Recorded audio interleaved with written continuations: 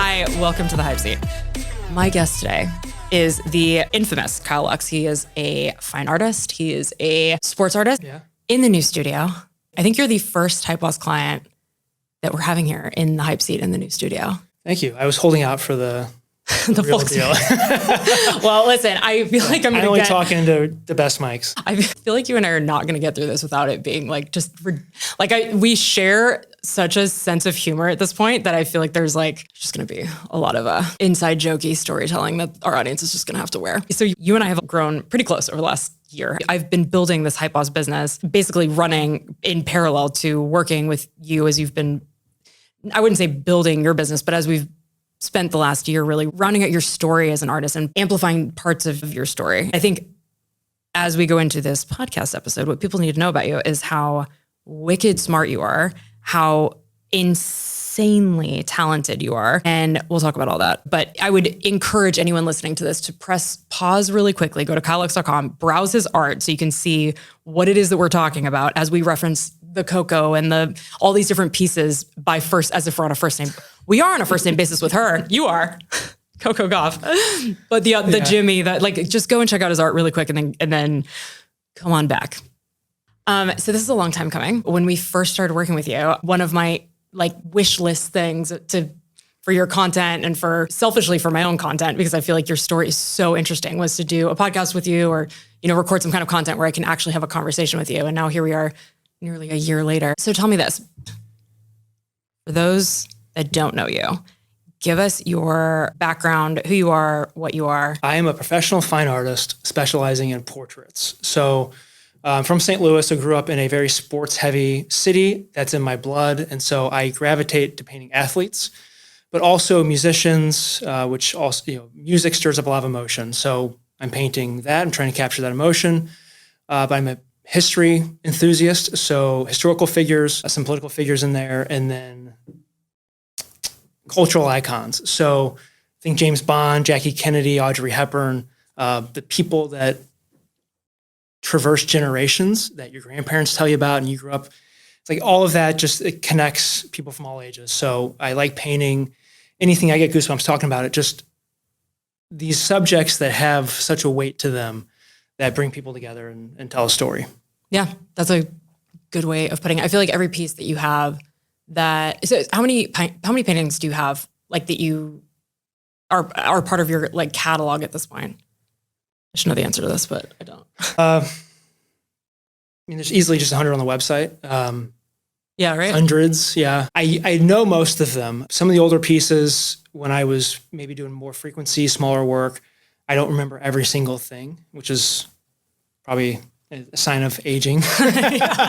But yeah, it's a lot. And about half lately have been my own ideas, something I'm inspired by. And then the other half are commissions.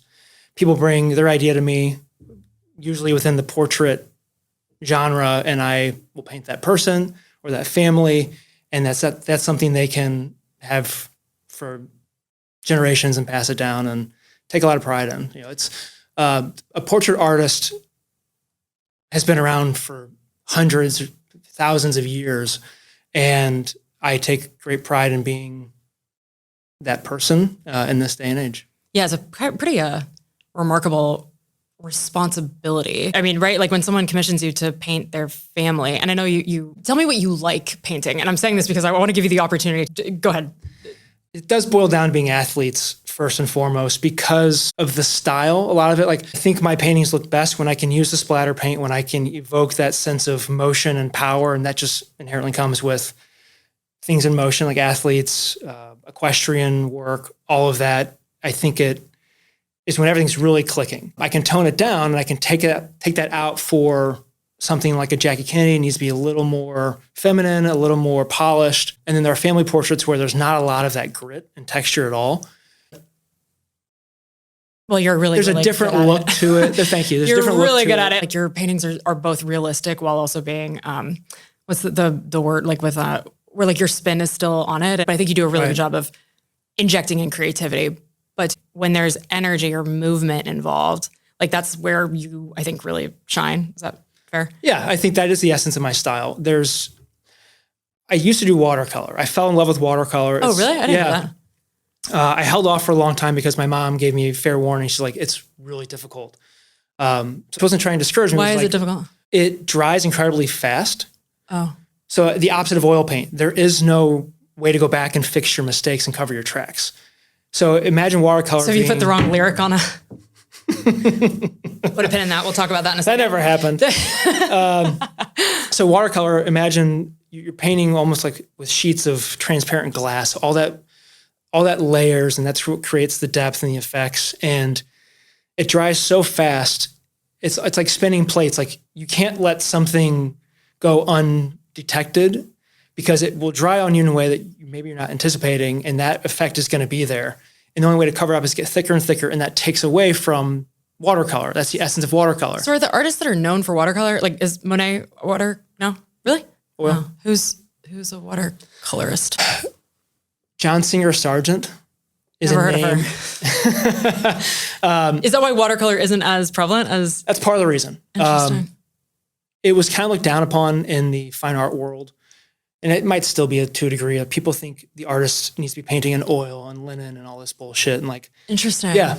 It's so crazy how much I've learned working with you, not only art, but the art community, art stereotypes, artist stereotypes, like things that you, like one of the things that you and I kind of, I wouldn't say we get into it on it, but like one of our points of friction, if you will, is I want to storytell more around your process. Like there are certain things that I think are so interesting as part of your process. And you as an artist are like, well, you would never show behind the curtain with that. Like, whether it be like how you clean your brushes or, whatever. Because as a consumer, I think it's so, like, I would have never guessed that about watercolor.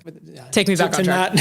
I'm not going for all these tangents because I will go down that path. But the watercolor has this effect of being backlit almost because the paper is bright white. And the way that it has this appearance is it looks brighter than a white canvas. So the light's almost reflecting through it and coming through all these thin layers of watercolor, and it glows. And when it's pulled off perfectly, it's magic. So I was picking up on that. I was in love with these watercolor artists, all from the same kind of group in Australia, which is equivalent to like the French Impressionists. They're all hanging out in cafes in Paris. Like these guys were in Australia, interesting, kind of from the same school. Similar style, similar look. They're all fairly contemporary still around, still doing it, still showing. And so many people have copied their styles. That's how good they are. And some people are blatantly copying and having very successful careers. So it's like, that's how good it is. That's how much people like the look of this. And it's a lot of cityscapes. It's a lot of contrast and shadows. Long story short, I loved this, and so I taught myself how to paint like that and taught myself watercolor. How old, like what era are we of Kyle? This was right when I became self-employed. So like when you were like 5, 12? No, like no, this is 25? This was mid-20s. Yeah, when I quit my job at 26. For the audience, a couple years ago. You started your career as an artist when? Just so people don't think I'm weird with that question. Ooh, it's tough because I've always considered myself an artist, but if you looked at like my resume, it's well, you're published in Sports Illustrated. Yeah, I was published in Sports Illustrated. That's where I was headed with okay, all right. That was a pencil, right? That was colored pencil. So did a drawing that I was basically 10 when I finished it, submitted to Sports Illustrated for Kids. How much does it bother you that you were, what is this? Because by the way, you and I have never talked about this. I've clocked this on a handful of things where you say that you were 10 when you finished it, but they published, you were 11, right? So actually I just brought it back from St. Louis. So you can see the original eventually. I signed it to my house. Oh, cool. So I signed it 2 weeks before my 10th birthday. So I was technically 9. And because my mom is a fine artist, she was able to tell me, like, sign and date your work. You'll thank me later. So it's got my full signature and date on the front of it. So we submitted it when I was 10 to Sports Illustrated for Kids. That was something that people did. Kids did. And so it took them 2 years to publish it and 2.5 years. But when they published it, in the back it said, Kyle Lux, St. Louis, Missouri, age 12. And I think because my mom was aggravated, as I got aggravated, I was like, what the hell? Yeah. Like, give me some credit. I was younger. This is a really good drawing for a 9-year-old. Yeah. It's okay for a 12-year-old. Like, I was getting an ego about it. That's so I don't have this massive ego. There's a sense of wanting, I think that's completely the difference between a 9-year-old and a 12-year-old is like significant. Right? I have a 9-year-old and a 12-year-old. yeah. 25% older. So I wanted kind of the recognition that I was younger and showing some talent. And so that was my show and tell piece. But with my mom's insight and input, she's like, yeah, art's not going anywhere. You can do it. It's time, it's practice. You don't need a degree in fine art to be a fine artist. However, if you want to get hired out of college and get a salary and benefits, and like that's a smart move, you should go to business school. Like go get a degree. Because she worked in corporate America at the time, and she knew that masters were being required for every job that she saw around her. And she's like, the writing's on the wall. It's computers and it's advanced degrees. Mm-hmm. It's like, go get a 4-year education in business, something that can be adapted to the business world.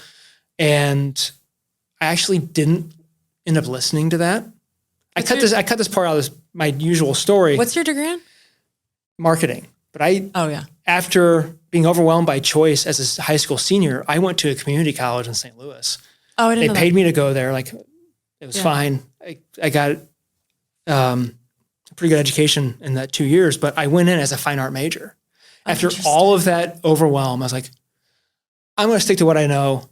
I want to be an artist. I went in, and within my first semester of taking studio drawing classes, drawing nudes, 3 hours straight, like all of this stuff. You learn about drawing nudes, not to be like weird, but because you do such a good job of drawing like human form. Like, did you learn a lot?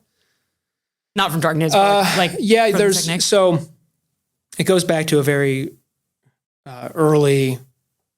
Like that Cambiasso arm, like sort of thinking of like when he was like super stoked about how jacked he made his arm. I'm not like a Michelangelo where I know the anatomy in and out. Like he would study cadavers and all that. Like I don't know down to the muscle fibers, but everything's down to shapes. And that's like what you learn early on. It's like you're not drawing a face or a horse or a shoe. You're drawing shapes. And when you combine the shapes and you put an outline to it, then it makes something your face like you will recognize. So the easiest way to draw something is to think about it in shapes.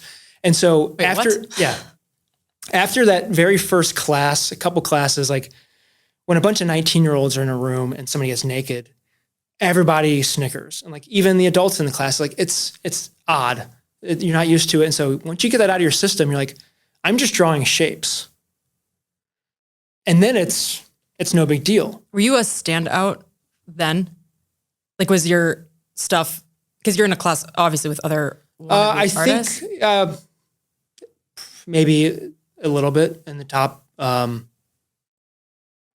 of the class. I don't know if I was top 20. And was that like sketching or painting or? This was a lot of drawing. Use a lot of charcoal and really cool exercises. You do fast, you do slow, you cover the paper in fully black charcoal, and then all you do is erase. That's a cool one. Oh, cool. It's extremely messy. That's similar to your style now. All of this comes together. Like everything I've done in my art career. I think it's so interesting how plays into this. Yeah, I think what we were talking about something the other day, where I was having you, I'm constantly asking you to do smoke and mirrors bullshit to like accommodate the content I'm trying to make. So like, I forget what it was the burn the boats thing, like trying to have you sketch something. Yeah. And you were like, well, I don't want to sketch it because it like would reveal how you sketch or something. Or like, so if I were to ask you to sketch a portrait, could you like cold? I could, it wouldn't be great. And so like, do you choose not to because it wouldn't be like, but you could probably figure it out. I don't get enough of a benefit out of sketching. Like if you were to hire me for your portrait and I'm going to be painting off photographs anyway, I don't really gain a lot by sketching you first. Because this is going to sound weird, when I stare at your face for 50 hours, I see everything. I see just as much. And obviously I know you, I try to meet my portrait subjects in person before I'm painting them, but I can zoom in, like I can see a lot of detail and I can see more and more as I look at the photograph. So yes, it would be a good practice to stare at you in person for 5 hours and see the things that maybe the photograph can't pick up. But technology has gotten so good that the camera can probably see even more than my eyes can at this point. I almost revealed my age. I was like, It's really interesting. I'm still 29 for what the internet considers accurate. So yeah, I don't personally sketch. I've gotten really good at Photoshop. A lot of my ideas, the originality comes from Photoshopping different elements together to make it, like we were talking about Jason Tatum earlier, that image doesn't exist. Like no one's taken a photograph of Jason Tatum from that angle. It doesn't exist. I Photoshop that together, and that's why it's unique in every sense of the word. And I do that where I can, and sometimes it's not possible. But I'm using technology to my advantage to also work quicker and do a commission in 8 to 12 weeks, and not 6 months or a year, however long they traditionally. I think that's the thing that makes you so unique is how fast you can get commissions done. And also in 2025, that's what people want. They want things done rapido. Like I don't think your business, as a business, I don't think it would be responsible for you to take, and you do one at a time, right? Like do you ever have multiples going on at the same time? Only if it's a series like Arizona State golf. It looks so cohesive because I did all the backgrounds at the same time. I was overlapping when I was getting down to the subjects, but the backgrounds, the foundation of the paintings, and can sometimes make or break the painting, oftentimes actually, was all done when I was in the groove. So everything's well balanced, it's spot on, like nothing was too repetitive. But back to watercolor. Oh yeah. This does lead into how I can paint quickly to a degree. Watercolor, like I said, it's like spinning plates, and there's a size limitation. So it's really difficult. You won't see watercolor paintings larger than like 30 by 40 inches max. Most likely they're 16 by 20s. That's really small to me. And from a business standpoint, you can only put a certain price on a painting that's that big. It doesn't matter how long it takes you. People perceive the value of being, let's call it $2,000. Yeah. 3,000. And I was like, I want to work larger and I want to charge more. So how do I do that? Well, let's paint on canvas, but let's tweak it in a way that it acts like watercolor. Let's make the canvas less absorbent than if you buy it off the shelf. And let's dilute the acrylic paint to be like watercolor to where I'm working in these thin layers. So that's how I got to my style. And that's why it dries so fast. And then I can do a commission fairly quickly is there's almost no texture of the painting. Like it's all just really thin layers of paint. Dries instantaneously. And I didn't know that. Yeah. Oh, that's so do you water your paint down? Initially, the backgrounds are diluted acrylic paint. I think so. One of the things that I feel like I only very recently have, and I feel like I have been deep in your stuff very recently, I fully understood the background, like how significant starting with the background and how much of the background comes through in a painting. What was the painting that where this was like brought into full, we were in your studio and which one was it? That was Jimmy? No, the Swan, where I was like looking at her hair and like I can't emphasize enough how I feel like you're not, if you're a fan of Kyle's, you're not doing yourself a service, or you're doing yourself a disservice if you don't look really closely at the background and how you layer over the top. It's remarkable how you and the Cambiasso one too, because I don't know if I can reveal this, but like you had a background that didn't work, right? Yeah. And so you got rid of it which is crazy. I was like, Can I have that? When I say background, it's like this like color and it's like all these like crazy, but if it doesn't work, because you need the image, you need the background to be the foreground, right? It's like an accessory that accents the piece. And so usually it works, but sometimes I just know, like you can't put lipstick on a pig. Like I know painting even like this jacked badass Cambiasso on top isn't going to hide what I would call mistakes in the background. Well, because the proportions have to be like, you can't fudge like how far Pierce Brosnan's eye is from his mouth. Like it is how far it is, right? Yeah. And a lot of it I have to cover up just because that's where something really important like the eyes go, and I can't let too much show through or else it's going to take away from how it appears. But yeah, especially it's all about composition. So I'm trying to minimize how much background you can see. Mm-hmm. I think it makes for a more interesting piece. There's more drama, but sometimes you can't get around it and you got to show a lot of background like the Cambiasso piece. And so I knew with all this background showing, that background has to stand on its own. I can't cover it up. There's nothing to put there to hide it. All artists have their tricks. Oil painters can wipe it away. They can scrape it away. They'll cover it up with paint. Acrylics, you just kind of paint on top because they're basically drying on you. So I do have my outs once in a while. Can we talk about the Jimmy mistake? Fine. Yes. I'm not perfect. This is maybe my favorite. As hard as I try. My favorite thing about Kyle Lux is how much of a perfectionist you are and how much you have agreed to be because you're self-deprecating as hell too, which is so funny. That's what makes you so charming and funny. And my job has been to expose flaws and expose. And I know that that's hard for you because you don't like making mistakes, which not for nothing is why your pieces are so significant. You can't have a mistake in Serena's face because she's Serena Williams. That's what's so interesting about how significant you are as an artist. You're painting people who everybody knows. So if it doesn't look exactly like Jack Nicklaus, everybody knows his face, Yeah. And it's remarkable how accurate. I don't think I've seen, even your early work, I don't think I've seen a single painting where I've gone, that face is not entirely, Ozzie Smith or, whoever. I'll show you a couple. I just almost said Ozzy Osbourne. Do you have an Ozzy Osbourne?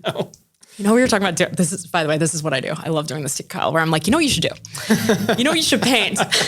It's usually some atrocious idea. I stand by it. I think Taylor Swift, who's with me, I think Taylor Swift deserves a painting. Holly, if you hear me, someone needs to commission that from, I feel like you're holding out on that, right? You need someone to commission it from you? You won't just do it on speculation? I need a really good pitch. I need somebody to really sell me on their Taylor Swift idea. I've given you 10. Well, it's not good enough. I'm not paying for that. Keep working. I feel like the dream scenario for someone is, and I'm looking dead at the camera, not at you, because you've dismissed this so many times and I can't take another disappointment from you. Someone who has been to the Eras Tour with a friend, a mother, a daughter, a husband, a dad, loved the Eras Tour and their moment. So we'll sidebar Jimmy and the mistake. Oh, we were going to talk about Jimmy. Keep down this rabbit hole. We'll go back to, that was a cliffhanger. So yes, it's a moment, which is funny because Jimmy is not a moment. I'm capturing moments because that's the heightened emotional connection that you get. That's what makes you buy artwork. A lot of it, at least in my case, some people like abstracts because maybe that emotion it helps them quit thinking or it doesn't associate them with something or something. And it's a way to relax. But mine, because it's so specific, it's what do you associate with this person? And that's going to make you go back in your memory and your emotions and figure out why you connect so strongly to that. Maybe you love it or you hate it, but that's why I think people are buying this artwork because with these athletes, especially Messi, so many people have watched him play, especially down in Miami. That painting of him in his pink jersey can elicit so many memories. And if you get goosebumps from seeing my painting, that's a good sign that there's a connection there and you might want that on your wall to remind you of that because what else do you have? Maybe some photographs, maybe they're on your phone, you never look at them again. But how many people actually have something tangible, a tangible memory that they can walk past every day? And so it also creates I think your art does really well in high trafficked areas of homes or offices, office spaces, either be your home office or a den or because it's a talking point. The Messi is, for I've told you this, but when they announced that he might be coming to Miami, we bought season tickets immediately. And then come a year and a half later, that will be a core memory for my kids and I for the rest of their lives. And it was absolutely, but you couldn't have written and there are moments in sports like that where you couldn't have written a bet. You could, if you had written it, it would be too much. There's certain moments in sports that I feel you've captured so well that are just too, that Messi first goal in Miami was yeah. So eras, moments, which obviously happens. By the way, I'm trying to get you out of this. No, I have 14 different rebuttals, but there's no way for me to do that without throwing the event. Okay. When you're building a business, which is what you've been doing, you're an artist and we love you for that, but you also treat your business like a business. Your e-commerce platform is something that is, I don't think you talk about that enough at all. Kyle has the most remarkable e-commerce platform where people can buy prints of his work. So if you're a Messi fan, to your point, and you can't afford the $10,000 painting or however much it is now, the prints are available on your website, kylelux.com, which make an incredible gift. And I don't think people fully appreciate, or I don't think you talk about it enough, how hard it is, first of all, to build out an online store like you have. Talk about how your prints are not just like a digital download, like rinky dinky bullshit. Like I remember when you and I first started working together, I ordered a print to see like what's what with the workflow, and it came to the office. It's the hearts painting that's in the background of every single Zoom meeting that I do now. And when it arrived, it was so like the framing of it was so substantial. Yeah, and that's something that's hard to communicate in this day and age when information's flying by so quickly.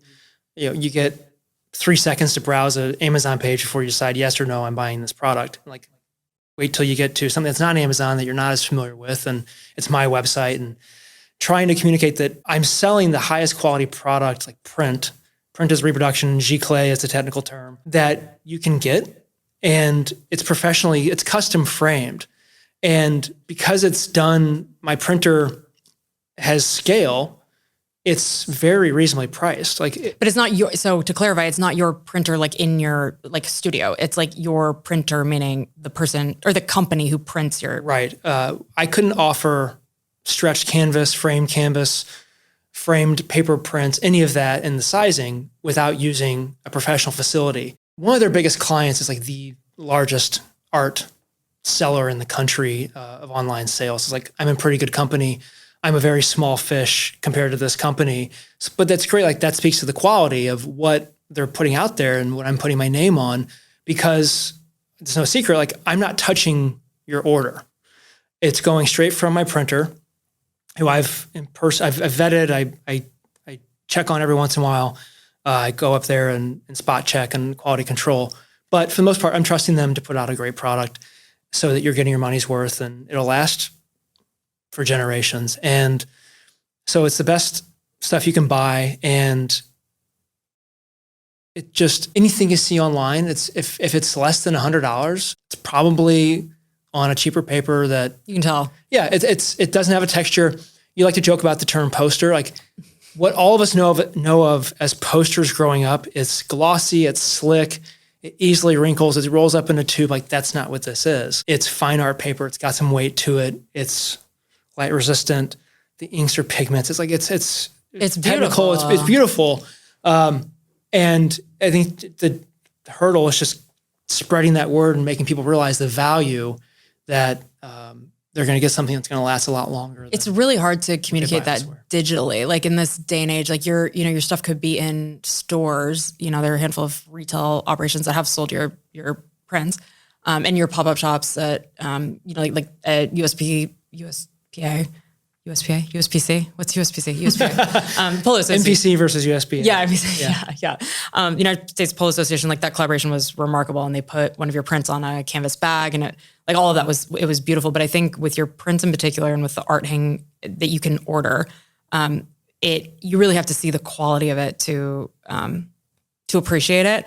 And this is something that you and I have gone around and around on. Like it doesn't make sense for your business to be on a different e-commerce platform or whatnot. And I think the takeaway is more that we're even talking about the business that you have as an artist. Yeah. Like your business it's like 3 different things. It's like and I know you hate this, but you are an influencer. Like you're a true like socialite influencer. You get invited to more things than I do, and it really fucking bothers me. Just kidding. So you're an influencer here locally, and I would argue nationally. You're an artist and I would say that it's not in this order. I think the order is you're first and foremost an artist of original commissioned paintings, right? Like you get freaky with people saying, I was at this game. Can you paint this Kobe for me and my dad? Like that's right. Is that fair? Yeah. And even most recently being commissioned by a major sports league they had a massive occasion to gift a painting to an athlete and they chose me. It's like, it's a big deal. That's a big deal for me growing up a sports artist. So yeah, the originals are where I want to dedicate most of my time, and selling the prints and selling it at a price that I would hope as many people as possible could afford allows me to do more of the commissions and keep the lights on and pay the bills. It's like, it's not sexy when you talk about the business of it, of being an artist, but I think it's sexy. I love talking about shit. I can talk about it all day. It has to be done. So interesting. And I want as many people to interact with my art as possible. With the commissions, with the originals, the price is getting up there for a lot of people that don't know the value of original fine arts. Like, I get that. Some people, it's not high enough. It's like, oh, you're not charging at least $50,000. My collection's only 6 figures and up. Call me when you're more expensive. Like, I can add a zero. We can get there pretty quickly. But they think they know what they want, and they want different type of art. That's fine. But there's this interesting spot in the middle. It's like, all right, I want to get it out there to all these people. And so that's what I'm working through, and we're working through. Your originals are not, though, like chump change. Like, please, how much did you just sell that Trump piece for? Tell the people. Are we allowed to share that? Almost 15,000. That's insane. Yeah. Like, for something you made with your hands. That's really cool. Yeah, and it is. That's cool. It's really cool. You created it. And it's all the experiences that led up to this. So the family influence, all the support from my friends and teachers and everybody along the way, and getting to this point, and mentors, and like, don't use this paint, use this brand, and do this, and fellow artists inspiring me to maybe get up a little earlier and stretch canvas versus buying it off the rack. And like, that's an actual example. I had a friend go to art school. Like, her and I we were considered the artists. We were two of the better artists in our class, but she went the art school route and I went the business school route. And we met up after college, and I was complaining about a piece taking a couple days to get off the ground. I was like, I got to order the canvas and do all this. And next thing I know, it's 4 days later and I've lost my inspiration. And she's like, what are you talking about? Like, go stretch your own. It takes a half an hour. And that was the mindset of someone who just lived in an art studio for 4 years. And that's what you get out of art school. Did you even know you could do that? I knew it was a thing, but I didn't think it was practical.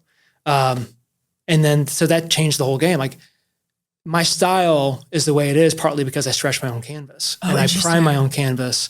So that's all the little nuances of what I do. And every artist is different in the way they interact with their own materials. So that's part of it. And so, the culmination of all these experiences and failures and successes that got me to the point where I could sell a 4x4 foot painting for almost $15,000 is pretty cool. And if I asked you to paint something on, it's cool as hell. It's so cool. And it's so cool to see you. Like, one of my favorite things is being in your studio and watching you paint. And I know that, like, sometimes I get super annoying with it, like having you repaint the same thing, like the same. I remember the other day you were like, I was recording you doing some kind of content, and I was trying to get different angles, and you were like, all right, I can only paint over this spot one more time before I really fuck up this painting. Yeah.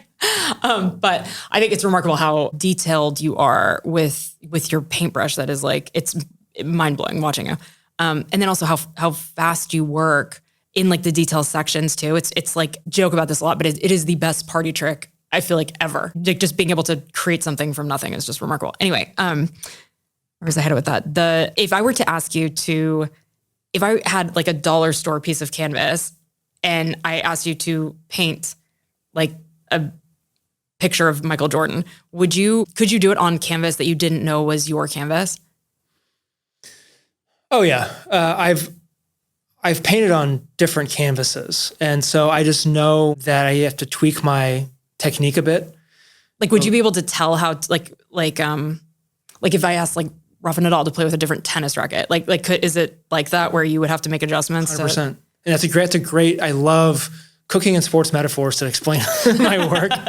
So 100%, the smallest tweak. So the weight of a racket, or how much air is in a basketball. Like, Steph Curry has it down to almost a science. He's so good. And, like, the weight of the ball will impact. It's like, he'll be pregame, like, nope, not enough air. Like, this one's perfect. And so you know it without even really, it's become second nature. So with brushes, with the amount of paint, and it really goes back to watercolor, because watercolor has to be more fine tuned, I feel like, than acrylic or oil. Oh, really? Yeah, because like, calibrate it, like the ratio? You have to dilute all of the pigment. Like, it comes in a basically toothpaste tube. And the consistency you see the little squares, like the little, not squares. I'm picturing like a... Yeah, you see the pans. Yeah. I think they're called pans. And so that's what we use as kids. And so it's dried pigment. And so you take your brush, you dip it in water, and then you swirl it around, right? The professional way to do it is to take a little looks like a toothpaste tube, but smaller and same consistency as toothpaste. You have to dilute that. Oh, and there's an infinite degree, a spectrum to dilute it, right? And so it's like, that's what I learned from these professionals, these Australians that put out DVDs and books, is you have different consistencies. You have water, you have tea, you have milk, you have cream, you have honey, right? And it's like, this is how you're going to paint this technique. You're going to use milk for this part and then the cream consistency. And it's crazy, but the only way to get better at it is practice, practice, practice. And so when using my technique, it's kind of like that. I can build up to be really thick and come straight out of the tube. So when I know I'm using canvas that isn't as forgiving, it's less absorbent, I have to use less water. I won't let it drip. I know if I use water, it's going to drip more and it's just going to be more like watercolor and be harder to control. So I'll use thicker paint. And yeah, I've done it before. I've done it live painting. Like people supply the same canvas, all the artists. So you're starting at the same playing field. That makes sense. But I just have it to adapt. And that's why I prefer So you paint from images, right? Like you'll Photoshop together. What do you call it if someone is commissioning a painting from you? What is it? I always get this wrong. The word you give back to them. Is it the render? No. Oh, the comp. Yeah. What is it? So short for composition. Yeah. You could also call it a design. Like I can give you 3 designs to choose from, but I would call them comps because I might want to use design for something else. Like what's the design of this? And that's like, so if I'm commissioning the Taylor Swift, one of your future, I swear to God, totally hypothetical scenario. This podcast had better turn into 10 Taylor Swift commissions, I'm telling you, because I feel like you would just crush it. So, because she had all the different costumes. There's so much movement. Like it's prime for you. Anyway, so if I want Taylor in the Slytherin era, Reputation era, doing this, that, and the other thing, and then you would give me back like 3 different ideas that you have that you think would be fire, right? Yeah. So there's an initiation phase. Like we're going to talk about your idea and the inspiration, and it's almost like an interview. It's casually talking about why. Like, why do you want this, and where's it going to go, and how big, and tell me about the experience, and glean something from it that you may not know you're telling me about, because I will put that into the painting somehow, either literally and you'll see it, or I just know it's going to go into what inspires me. This conversation's fun. Oh my God. It's the essence of being a portrait artist. Like when I'm being commissioned, I'm bringing your idea to life. I have to know as much as I can about the inspiration. And I feel like you would get like giddy if someone brought something to the table that was like something you had never heard of before. Like historically, that you're like, oh yeah. I had a good example of something like that.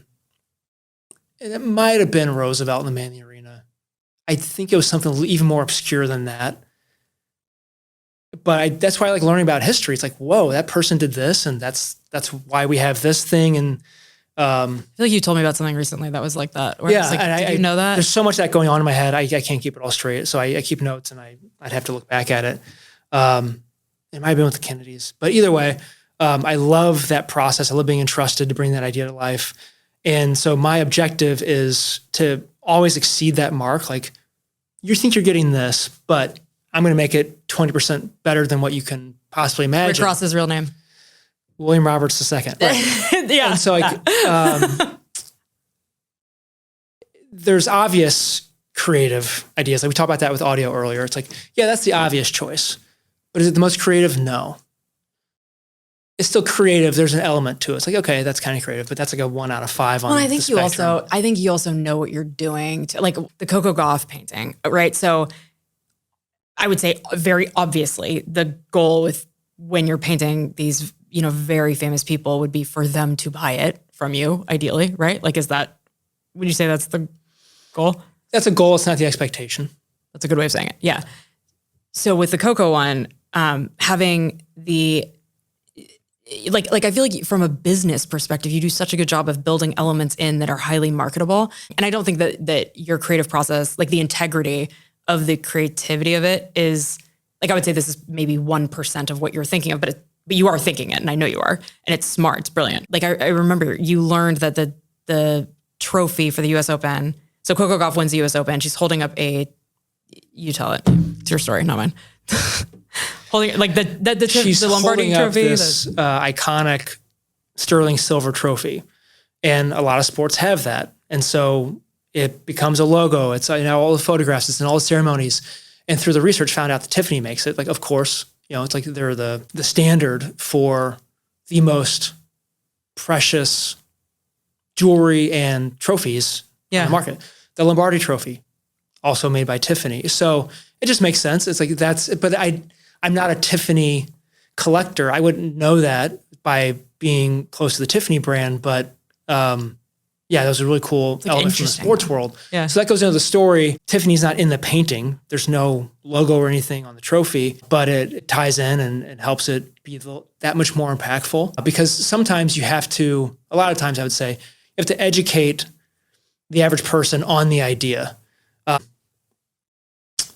So someone might be a huge Coco fan, but even they may not know the significance of Tiffany, even if they're wearing Tiffany. So not everybody knows everything about a painting. And so that's part of my challenge that I love doing is how can I make this more interesting and something that you can't all comprehend right away? I think your art also speaks to people that are like that, like the Kennedys, the Jackie Kennedy pieces, and like the significance of like Audrey Worth and sticking in the Coco example, the significance of having Billie Jean King in the reflection and like that moment. And it's funny because to the naked eye, you would think like, oh yeah, it makes sense that Billie Jean King was there because she was, involved in the US Open, but there was such a bigger moment at play there. Yeah. And that's back how that ties into the comps. I had a few different ideas for that. And this was not a commission. So I had free reign to do whatever I wanted. And I wanted to play with the idea of reflections. I'd done it in glasses. Like, how can I tell the story through a reflection?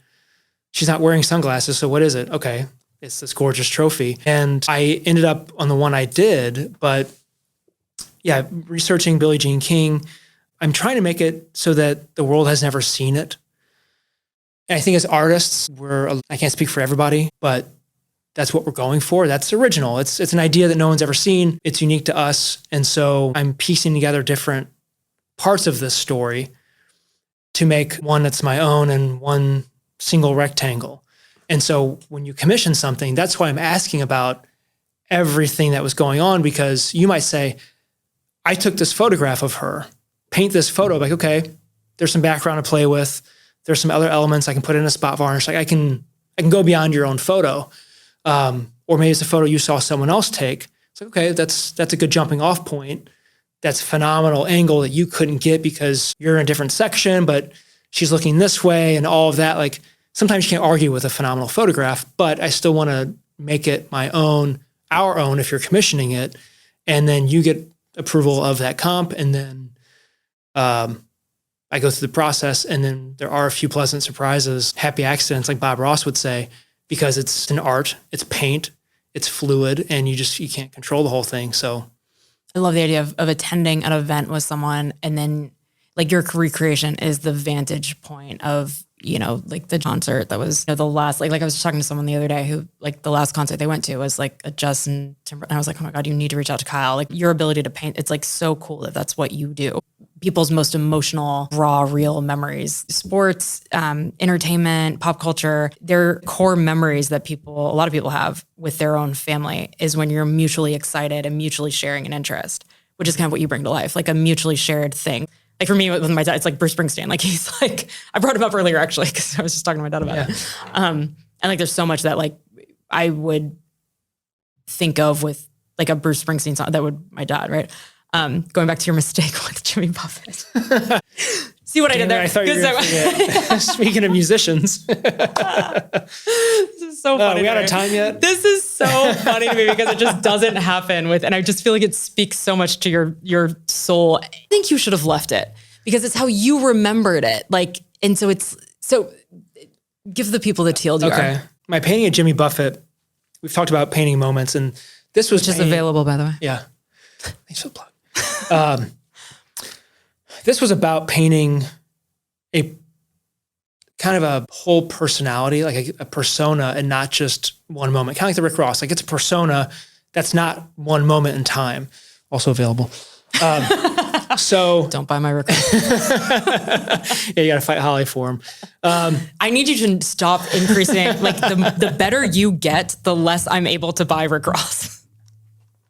Devastating. Yes. When you sold Trump for 15 grand, I was like, fuck. And I'm also accidentally making this Rick Ross thing relevant because it's a good sign. That's why you buy it now. It goes up. Listen, Rick Ross keeps retweeting or reposting our videos of him, and I need him to knock that shit off. Even though it's exciting every time it's so exciting every time it happens because he has like a bajillion followers. Yeah. But every time it happens, I'm like, I am building equity in this painting. Yeah. You're earning it. Back to Jimmy Buffett. You're not. So Jimmy it's telling the story of him as an artist. And so I've pieced together a ton of symbols. The t-shirt's not what he was wearing in the original photograph. I changed the guitar and the guitar strap and the background and all this stuff. And I was really excited about my signature element on the top of the painting, which I still think anybody else has done. And if they want to copy me, fine. But I really like the spot varnish that is not visible right away. And it's perfectly discreet. You walk back and forth and you can see it. So I was pumped that I was going to really be able to go ham on the spot varnish because I've done song lyrics before. And that's when it's really cool is like when there's a really intricate spot varnish and you have to move around to see it and read it. So the spot varnish was going to tie into this favorite song that he wrote. And that's according to a video that he was on. So I'm not making this up. And he might have changed his mind at some point. But at the time he said 12 Volt Man was his favorite song that he wrote. And I can relate to that as an artist. Like people want to ask what my favorite painting is, and it might change by the month or the year. I have a short answer. What is it? My Lincoln, my first Abraham Lincoln's my short answer. The Honest Abe one? No, the assassinated president's Abe. And which is interesting because it doesn't have any color. It's just black and white. But it was a deep idea. And it was earlier on in the spot varnish exploration. And it was my highest selling painting. Like it set a new record. So I've really felt appreciated. Like someone is valuing my time. It's almost all time. The material is pale in comparison to the value of the work and the time that's really making up for all of that. So anyway, a history buff saw the Lincolns, like, yeah, I'll pay you what you're asking for. It didn't try and negotiate, none of that. Like, good job. It's worth thousands of dollars. So that one is a real feather in my cap. I love the Lincoln. It was my business card for the longest time. So with Jimmy, I was like, I can relate to him choosing his favorite song, something that meant more to him than the others for multiple reasons, whatever he was going through at that time of his life. Like there's a lot of stuff that plays into what artists create and why. I think it's really cool that you, and worth pointing out, so I'm interrupting it, that you don't, that the integrity of the history and the integrity of that fun fact, like I can imagine that even though you kind of just dismissed it, you were like, well, it was in a video that he said, like, I know that you researched that up and down to make sure that that is accurate, that you're not painting words in someone's mouth. Yeah. And I think you do such a good job of that, like such a good job. Like the integrity of like the license plate and the Rolex and the, like everything you do is like that. It's really cool. So the Jimmy was the historical accuracy, which you talked about a lot. Like there's no fudging details to make a better story. Like I'm to a fault, like too honest. Yeah. Like I can't tell a story in an interesting way because I want to get all the facts right. It's like, no, you need to embellish a bit. Like that's storytelling, right? Look at Hollywood. They're embellishing even based on true stories. Like it's based on a true story because the original is not quite entertaining enough for 2 hours. So I was like, I'm gonna do Jimmy right. I'm gonna get every detail of this accurately. I'm gonna tell his story. So when it came down to spot varnish, the line in the song is, and he's a storyteller. Have fun getting this right. Yeah. Can I get it right this time? The theme of the painting is Jimmy is a storyteller. He's an artist. He's a songwriter at heart. And he just happened to be able to sing his own songs. So the title is Jimmy Buffett, the Storyteller. And so I thought this is perfect. In his song, he writes, ask for some palm trees or tales from the South Seas, and I just might turn your head. And it's like, that's great. He's like, wait, say it again. Ask for some palm trees or tales from the South Seas, and I just might turn your head. So it's like, ask for a story, and I'm going to write you a pretty compelling story. I'm going to get your attention with what I write. And I do the spot varnish. There's no going back on it for the most part. It's a pain in the ass to try to fix one of these. And so I try to never screw up. And after we had captured it, videos, like everything. We were under the gun too, because you were artist in residence. Yeah. Palm Beach Historical Society. What was it was it me? I finally, I think I took a video. It was hanging in my house. I could see the spot varnish clear as day. Every day the sun's out. I think it was because you were writing the description.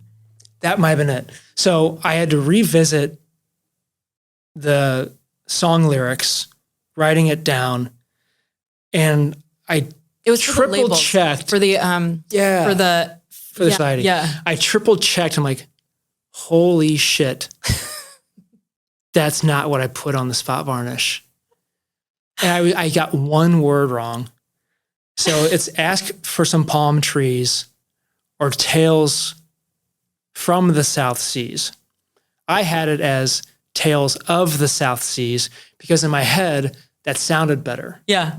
And you were all for it. You're like, keep it. Sounds great to me. Like, I think there was such a story there. Let's roll with it. Because everyone remembers a song lyric how they remember it. Like, if it plays in your head like that, that's yours. Yeah. Like, there's such a great story there. But I think it's for the wrong reasons. Like, if I had said, like, I saw Jimmy live with my parents for the first time, and I remember this, like it was yesterday, Tales of the South Seas, stronger argument. That's true. But because I looked it up. Well, and I do respect that. I just got it wrong. It's like, it was a very human mistake. I was like, but that's the issue. And so I had to fix that line. I respect so much also that when I was pitching you the idea, because I know you were so stressed out at that time too. Not stressed isn't the right word, but there were so many moving parts of being the artist in residence. Like how many originals did you have there? Opening night, there were 11 originals on display. A lot of Kyle Lux paintings. Yeah. And like the lighting had to be, anyway, everything had to be 12. Right. And like all the descriptions, all the signage, and it was also right when we had started working with you. So it was a lot of onboarding us on like the details of anyway, I respect so much how you wouldn't allow to your point, because it wasn't authentically, like I was like, we can spin this into a story that you like, that's how you remembered the lyric. Like I stand by that. I love that. But it's not how you remembered it. Like you did actually look it up and like, you genuinely got it wrong. And part of that is... I just remember you being like, I'm not doing that. Yeah. And I was like, okay. And it was good. Actually, it was a really good learning process for you to challenge me on something and learn what I'm willing to give on a little bit and absolutely not. And again, back to I can't speak for every artist, but I want my work to outlive myself for one, but if it ends up in a museum someday, or at the very least, get passed down through generations, and the bratty grandkids don't throw out this painting because they don't know who Jimmy Buffett is. It's like, learn about it. There's a story. Now we have the internet. It's going to live online, hopefully forever. Yeah. But I won't be able to defend the painting. Yeah, even if you had taken my narrative of it, it's not authentic. It gets posted on a Parrot Head forum tomorrow. Yeah. And the real enthusiasts, the real Parrot Heads, be like, that's not the right line. Like, he fucked up on that. Yeah. I'm not there to defend it. I can't spin that story. I can't tell them, well, that's how I heard it. Like, well, you're a moron. Yeah. So that's what my PR company said. Like, well, Holly said, like, who's Holly? Yeah. So it's like, I want to be able to stand on its own, whether or not I can describe it. And I get it. A lot of my paintings do need a description, but if it's not there, then hopefully it's still detailed enough and interesting enough where it doesn't need the description, but it would help. And so I just, it's like in 100 years, I want it to be accurate. You are not a sellout. I love that that you also, like when people pitch you things, mostly me, you won't paint things that you don't feel. It's funny, like you said something the other day, we were talking about Michael Jordan, I think, or someone like that, like someone significant. Do you remember who it was? I think it was either Jordan or Kobe. Yeah. But where like you hadn't had the emotional connection yet to a specific, obviously everyone has an emotional connection to Michael Jordan, he's MJ, right? But like because he wasn't like your guy, it would have felt like you painting, I don't want to put words in your mouth, but like, I feel like you won't paint him yet because it'll feel like you're just doing it for the money or like to sell it. I have a gangster Jordan idea. I just haven't found a way to pull it off yet. So, you're like, no, I'll do it for the money. Yeah. I'm not. No, so it's one of those where I'm not waiting to be commissioned for a Jordan. I have the idea. This is a great example of one of my thousands of ideas that I just haven't gotten around to yet because I haven't sat down for a day or days to work out the comp in a way that I can get it because the visual doesn't exist yet. Like it'd be like the Tatum painting. I'd have to create it. And but I mean more like you won't do Jordan unless it's that idea. Like there's a reason. Yeah. I'm not gonna agree to do a Jordan without really. You could commission one. It's like you better sell me on it, and that's part of it. Like you're bringing the emotion. Yeah. And I'll buy into it. But what's your Jordan idea? So I really like this idea. I get excited about it because it ties into pop culture. It's is it Jay-Z? It's his line about Michael Jackson, Tyson, Jordan, Game 6. Yeah. It's Jordan Game 6 where he pushes off Byron Russell on the Jazz and sinks that 3-pointer. Okay. It's so iconic. It's amazing. I get goosebumps talking about it, right? And like, if you get goosebumps, and I don't even really follow that one. I know yet. exactly what you're talking about. It's that significant that it's in a rap lyric from one of the greatest rappers ever. And everybody knows, people that know, right? It's like, yes, those are the greats.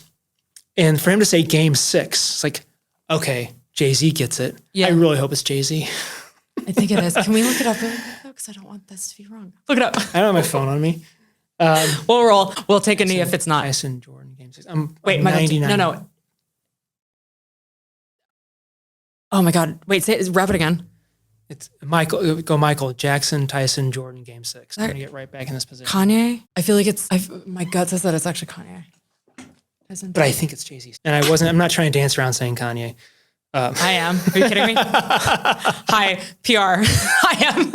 It's definitely not Diddy. Right. Yeah, I'm over here getting pumped about Diddy lyrics. Oh my God. Don't take that out of context either. Like that. I have the best soundbite from you talking about, the Diddy PJ when we were talking about the Rick Ross PJ. All right, here it is. Thank God. Okay, it is Jay-Z. Is it Dirt Off Your Shoulder? When does he say that? No, it's In Words in Paris. Oh, okay. Yeah, yes. Yeah, well, look how Google AI tells me the song title. Yeah, that's it. Okay. Right. So yes, Kanye is on that track, but Jay-Z says it. And that's part of what I like. I'm painting pop culture, like all of that, just it all runs together. So I listened to that. Sick painting. So I think it's going to be an awesome painting. It's not something I've seen really done. If you scour enough the internet, you're probably going to find somebody doing a crayon drawing of this or something. Or it could be digitally painted, right? And I can spot those pretty easily. Like my style can be done digitally, but it's a little too clean. Like you see that a lot on Etsy and Fiverr and like, so red flag out there. If you're getting artwork, like it can look cool if it looks too clean and like to the untrained eye, like you're going to see stuff on Amazon. It's like, that's amazing. It's only $25. Like that, no one painted that. It's a really good digital rendering. And if that's what you want, great, but you don't buy it because you think it's like fine art. I think though that is the gateway to wanting, like me fresh out of college, bartender through school. Let's say I was opening my first office. I might try to digitally download something and put it on the wall. Yeah. But me now, fast forward 10 years, who can maybe afford a Rick Ross painting? Maybe. So like it's a good gateway. Yeah. You got to start somewhere. Yeah. And I do like my cooking metaphors. Like, yes, you have to build up your taste, you build up your budget. But once you appreciate the finer things and you know the quality, it's like, oh, okay, well, there's no turning back. Like, because I think the people that resonates with though, like the Rick Ross lyrics that are on like that style resonate. Like that's the same customer. It's just a different income bracket. Yeah. You know, I'm obsessed with the, and this is what's so cool about what you can do with, you know, the Kobe moment where I forget who it is, but is inbounding a ball and he like doesn't flinch. and he's just like, do you know what I'm talking about? Yeah. Like that video of him just not moving at all.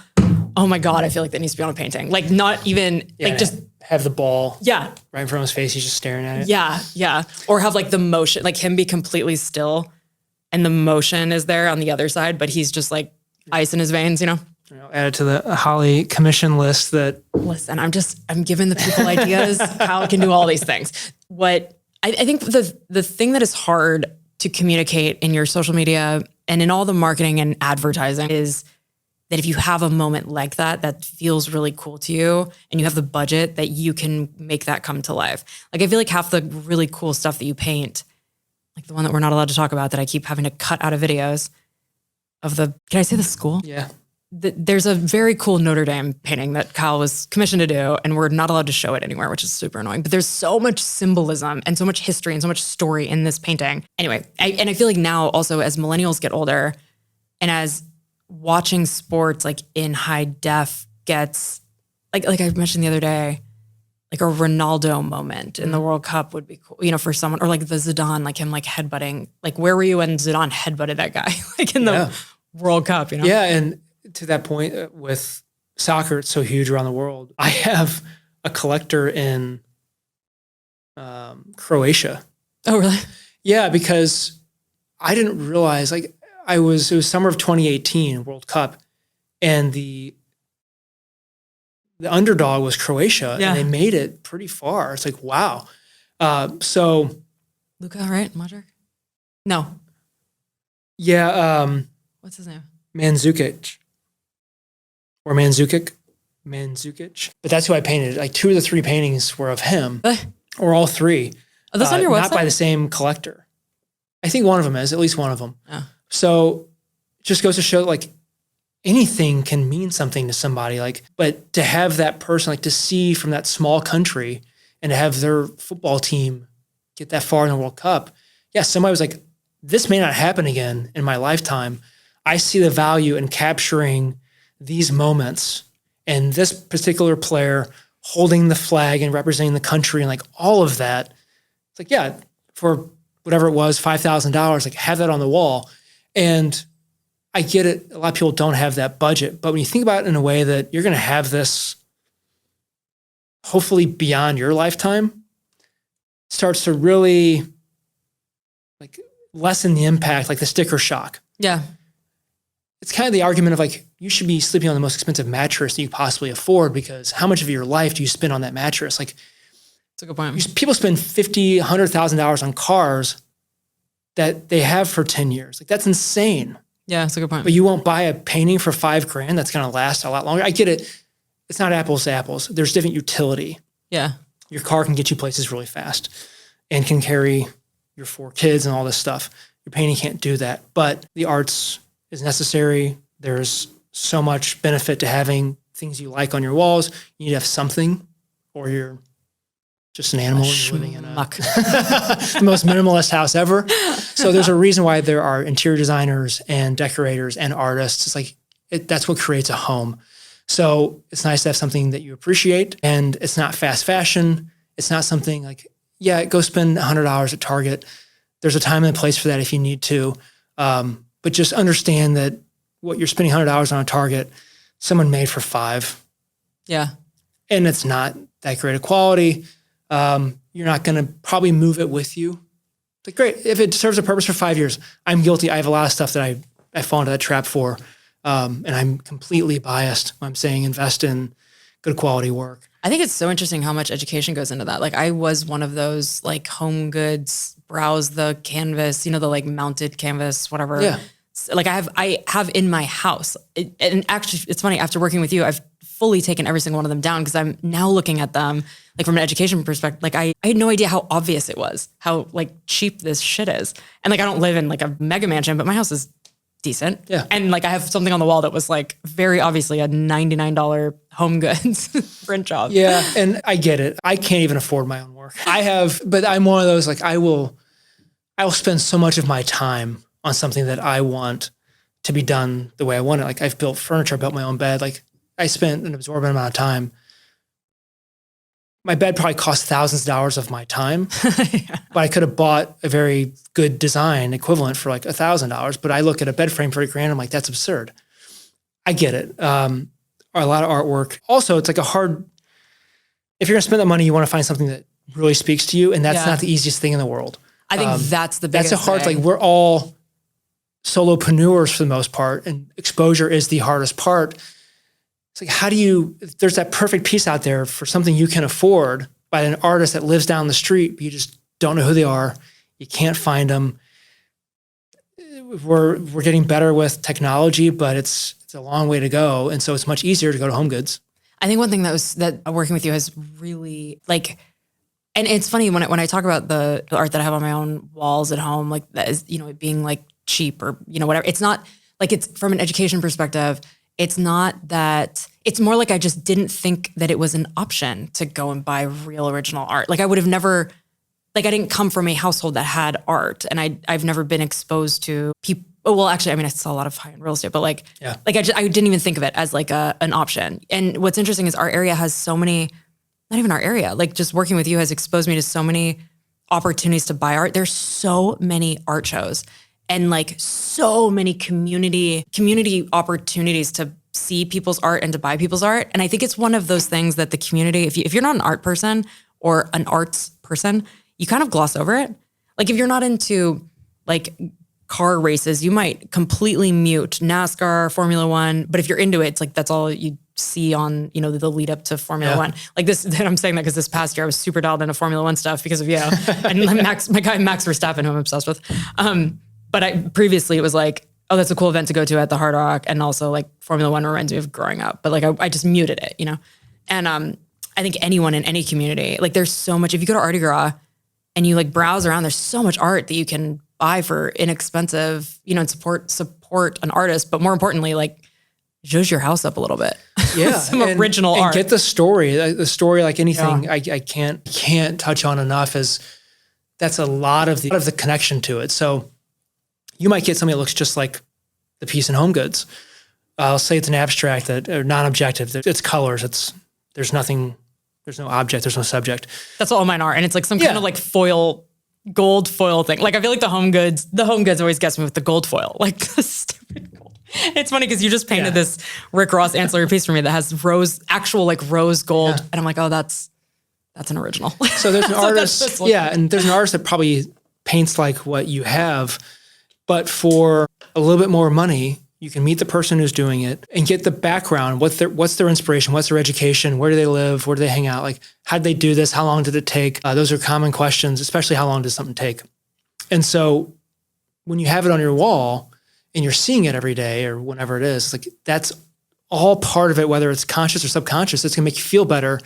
And when you have friends and family over, it's like, oh, it's a cool painting. Where'd you get that? How long has that been there? That wasn't here last time. You're naturally going to talk about it and you're going to feel better. It's just like it's a cycle that keeps rewarding you. It is rewarding. Yeah, it is. And so if you can do it, but you have to, I get it. Most people they're not exposed to I love talking the environments that can teach them the value of art. Yeah. I grew up in that family, so I get it. My house is all of my work. It's kind of my gallery for people to come over and see and have meetings about commissions and all of that. Yeah, that's where you meet. Okay, so this always trips me out when I see an email from you and you're like, would you like to meet at my home studio? And okay, so your studio is in your home and your home is in your studio. And every time you word, I know what you're doing here. You're like disclosing that like, if I say studio, I have to say you're coming to my house. Right. And also if I say house, I have to disclose that like my intention is not to have you over. Yeah. Exactly. And it cracks me up every time you do that. So I double down that because especially if it's to like a woman too. Like I can see exactly what you're doing. Oh yeah. You do have a great studio though. If you ever see me leave out house. the word studio, you know what's up. So I won't let you read those emails. But I had this was back like when I think the Coco story was peaking, and I got a knock on my door, and it was someone from the news station that was coming to record in my studio. And this is totally why I emphasize the home studio part, because he came knocking on my blue house. And he's like, is Kyle here? I'm like, who else would be here? He's like, oh, I thought I was like going to an actual art studio. I'm like, yeah, it's inside. It's my house. Also, I live here. My bedroom. Yeah. Sometimes it's the entire house is taken over. It's so funny when you'll say, like, I'll ask you like, what did I ask you? About Max Verstappen. I was like, where is that painting? Meaning, I'm asking, is it physically here? Like, if we sell it, is it physically in your possession? And you were like, yeah, it's on my bedroom wall. And which to me means like Holly, you didn't see it last time you were over because we obviously didn't go into your bedroom. But like your bedroom has like messy and like. Yeah, the whole house. And it's not off limits, but. Only so much wall space. Your paintings are also very large. Yeah, it takes up space pretty quickly, and I try to rotate, but again, like I want it to be the experience that when someone comes over, they're not just seeing 5 black and white paintings. It's here's something with a spot bars, here's something without, here's a black and white, here's an equestrian. Now I'm not trying to dilute myself. I do paint a number of subjects. They're basically all portraits. So, but it's like this is me. This is what you're commissioning. Like, this is who you're commissioning from. This is what I can bring to the table. Maybe it sparks an idea. Well, I think it's super productive too, because your art, you need to see your art in person to really appreciate what it is you're commissioning, and also what you're going to, like, if someone's commissioning something that has, like one of the Hermes scarves, like, because you just did a private commission on one of those, right? So I would really probably want to see one of those in person if I'm, writing you a check for $10,000, and I would also want to see it next to one of your other originals to see if that's maybe what I would want instead. Yeah. Yeah, I get it. It is not the easiest process, because I'm guessing most people, if I put your feet to the fire, it's like, you get one commission right now, tell me what it is. You might. Is that a question for me? Well, it's all hypothetical. I'm not on the record for this, but. And because I don't want to put you on the spot, because I'm going to ask you this in a way that you might not want to answer on the air. So you might knee-jerk reaction say Taylor Swift and say certain era, this, I know exactly where I was, exactly what I want. I've been waiting for someone to ask me for an opening commission. But I'd be like, well, why not your family? Why not your beautiful kids and your cool-ass husband? Like, why don't you want a portrait of them? And so like it can be hard, right? That's so funny. Yeah. Honestly, I don't know that I would have ever even considered them an option. Sorry, guys. You heard it here. Sorry. Maybe the daughter. I'd have you paint her. Yeah, let's just single out the daughter. Sorry, boys. So that's the conundrum. It's like, so I gave the commission I just did for my collector. It took a while for her to figure out what she wanted. We started this conversation a while back. It was like, all right, I know I want to commission something, but I'm not convinced yet, but let's work back and forth. And do you have some ideas and blah, blah, blah. And then finally these Hermes scarves come out and she's like, bingo, I got it.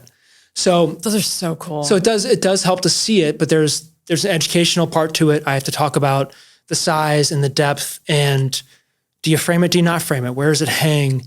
That wouldn't be good over a couch because it's a vertical. You got space on either side. Like, how are you going to eat that up? I'd love to sell you more paintings, but it might need to go over the mantle and be a horizontal. Most people haven't commissioned a painting. I'm willing to say a very high percentage, like 99% of people have not commissioned an original painting from an artist. So there is a lot of stuff to talk through. But yes, it's hung up. It's on the wall. No, did she know where she wanted it? Initially, she had an idea, then changed her mind. So do you ever ask for like a picture of, like, do you take into consideration where it's going to end up? Yes, especially, with colors help. The surrounding colors help to a degree, but should not be the end all be all, because people change their decorating style. They change their wall color. So if anything, the frame might be the one thing that would be an additional consideration, but not permanent. So it helps because with the Hermes paintings and the horse, it's almost a profile. There is a strategy to which way your subject faces in a painting. Oh, interesting. So you want them, for the most part, facing in. Like if I have 2 paintings next to each other, Ronaldo and Messi, I would hang them in a way that they're facing each other as opposed to facing out and looking away from each other, unless that's what you're trying to get at, like they're enemies, they're rivals, but it would look better if you're bringing things in. So with the horse head, horse face, it's like, where are people entering the room from? Like, which way are you going to see this the most? Yeah. Which way is the room flowing? Where's your door? Where's the light? Send me a photograph. Let's pick which direction this horse should face. So that does go into it. A lot of times it doesn't have to be that particular, but I ask a lot of my collectors, like, send me a photograph, especially if we're doing this remotely and when you got to fine tune the size without me going in person. Obviously, most of them that are out of town, that's going to be the case. It's like, send me a photograph of your room with an object in it. So the couch, the mantle, a chair, whatever, I need that measurement. Mm-hmm. And then I can superimpose what your painting's going to look like on your wall.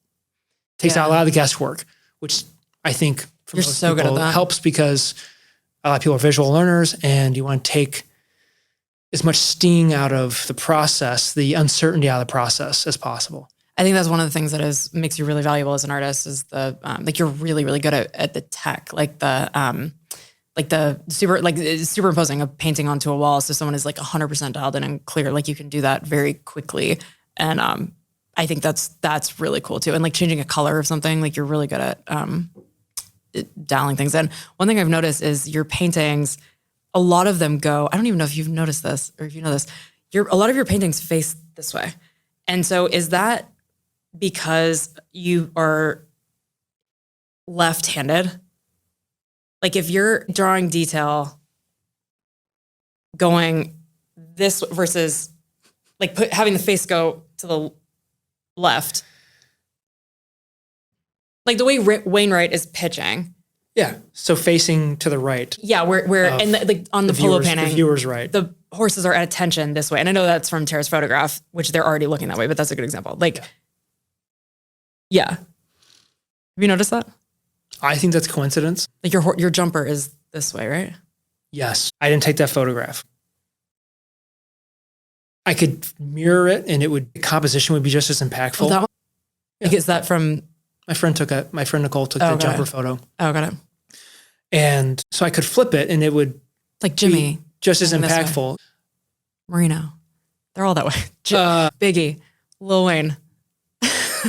Maybe that's your bias being right-handed. I wonder if I looked back enough that might be. And saw the equal amount looking the other way.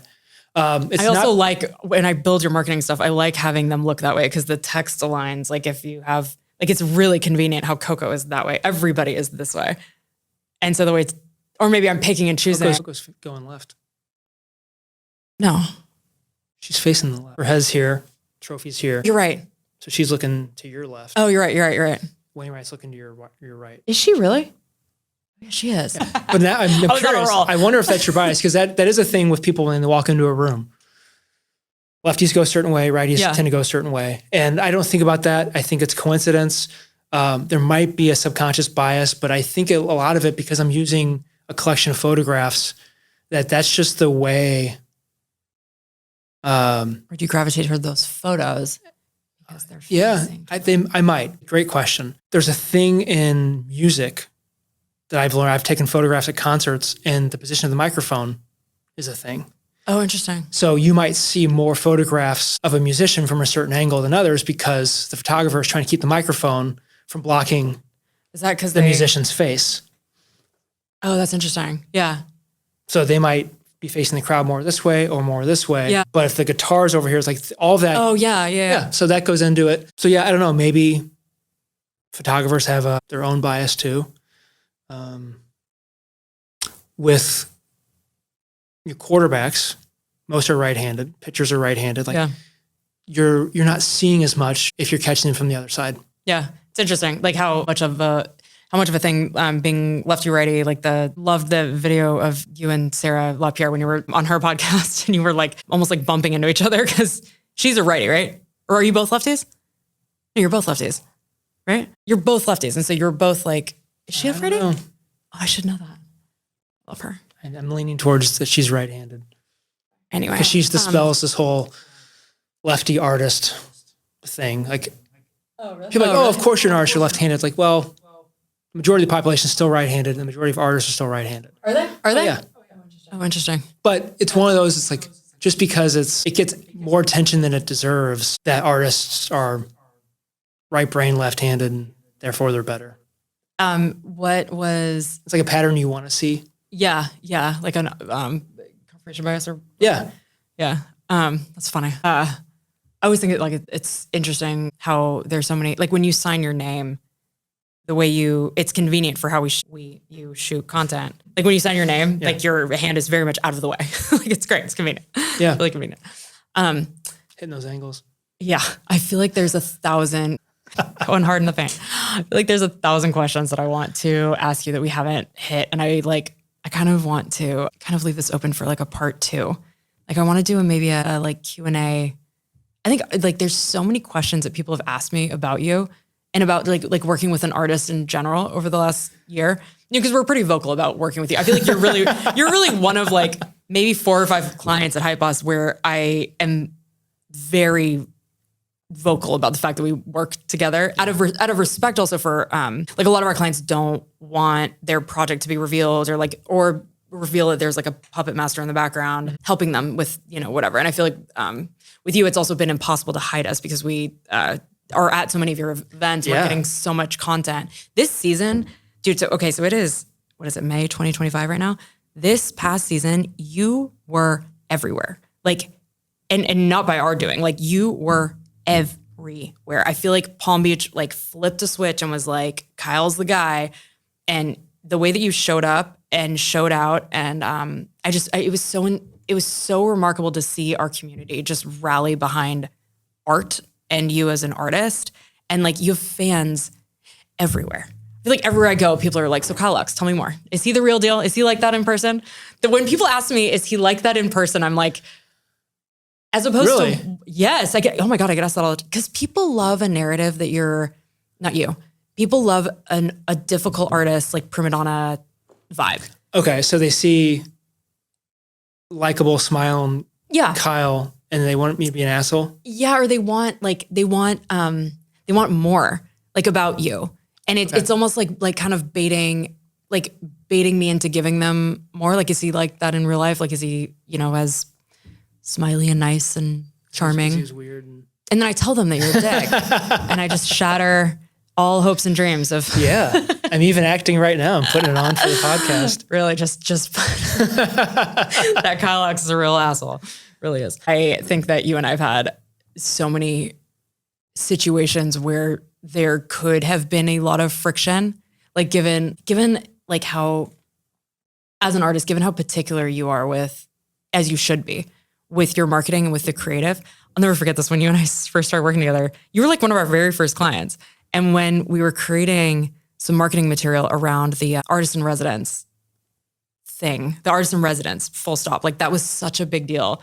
And I just remember like us doing this like graphic designy stuff and then sending it to you for approval and me just holding my breath. Like I just sent a graphic design to an actual professional artist and I'm just sitting there going like, ready for the notes, Kyle. You were so kind about it too. It was so awesome. It was awesome. I learned so much from like just your notes on things, like the way you see space and also the way you see color, but like the way you see margins and space. And you're really, really good at it. Huh. If you ever want to bail as an artist, graphic design, advertising. Margin analyzer. But anyway, yeah, you're a real dick. Thank you so much for being here. I appreciate it so much. I will have to have you back because I have 100 questions for you. You know where to find me. Was there anything that, is there anything that you want to promote? Talk about? There are 100 things I want to promote for you, but. Yeah, as I say, that's a slippery slope. We have a lot happening. Yeah, there's a lot going on, like a lot of stuff this summer. So the big question in Palm Beach is like, what are you doing this summer? Are you going to Nantucket? Are you going to Aspen? Are you going somewhere north? I wish that was the case some days. I don't have so unfortunately I can't move my studio and still do my job as easily as people can take their work with them. Like it doesn't, I need 200 square feet. I need a certain amount of supplies and climate control. And like, it's a, as much of the art that it is, there's still some science involved. Like I got to be able to predict how this product, I'm manufacturing a product out of thin air. I'm laughing because having been in your studio, I feel like that is the biggest undertaking ever. Like because you're so particular, it's just the lighting alone. And like you have a lot of supplies. Like you use a lot of craft supplies and particle board and whatever, like all of your bullshit in your studio that you use. Like, and it's funny because when I'm in your studio, like you put things away. Like you're not like a messy artist by any means. Like there's so much rhyme and reason to your studio. I can't imagine you moving it. Yeah, I'm not. I don't even want to think about it. I'm very well planted in my current space. But my point is it takes a lot. And it takes a lot to produce a painting in a matter of weeks or months for a commission. Like that's all dialed in. I can predict that for a reason. So I don't travel really over the summer because I can't take the studio with me and be out of my element. But that's what my summers are. Like it's not vacation. It's not a change of scenery and doing a different season in a different part of the country that's also having amazing weather. I'm all for it for people that do that. It's like, great. One day I'll be chasing the good weather or I'll have a studio in these other places and just roll right into it. But I'm preparing for next season. This isn't off season like an athlete. Like I'm staying in shape. I got to keep up with the art. And I'm preparing so that when November comes around and things start hitting again, that I'm not a dick. You want to see me a dick, like really stress me out with giving me a million things to paint in not enough time. And I will get flustered and like, that's not how, I can't rush this process. So I'm preparing so that when— For the record, Kyle has never been a dick. Yeah. Not even a glimmer. Despite me giving you opportunities to be annoyed with us. So I'm preparing so that I can keep at this pace and I can be in a good mood and have the energy and not have to paint balls to the wall and then go to an event and be personable and talk about the work and care what's going on and not burnt out or worried about what's going on and what's not drying because I didn't plan correctly.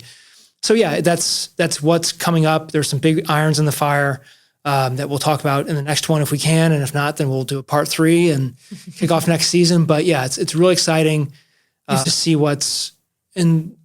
to see what we don't know about yet. I feel when you and I spoke a year ago, there was so much that you had like potentially lined up, but like there were a handful of things that were on your calendar that you were preparing for and that you knew you needed like help legging out, like doing right by the stuff that was happening, which was so smart of you. Like that's why you should hire someone like Boss. So that it's not on your plate to feel like you're leaving opportunity on the table by not telling the story around it. And as an artist, like you're only making money and you're only doing right by your business if your hands are painting. And so like you shooting content and blah, blah, blah, whatever. I could talk about that all day. Yeah. But what's so cool is how many people in the last 6 months came out of the woodwork approaching us and you left, right, and center to do an exhibition here and they want to feature you here and that's only a reason. That only happens by your reputation, like by you showing up and being the real deal in person. You know, I was joking about people asking like if you're the real deal because it's almost like people can't believe how awesome you are. Like truly, and I'm really not just saying that. Like trust me, I wouldn't inflate your ego anymore. Just kidding. My 9-year-old artist ego. Yeah, exactly. Literally, I'm like, go ahead, Kyle. You were 9, technically. We get it, Kyle. My head's got to fit through this door on the way out, so. I just love it so much. And I just absolutely adore you. And anyone that has, like, to know you is to love you. And I appreciate you. And you were a very early cheerleader of ours. And I appreciate it. So like and subscribe for part 2, the Kyle Lux series. Thank you. Thanks, Holly.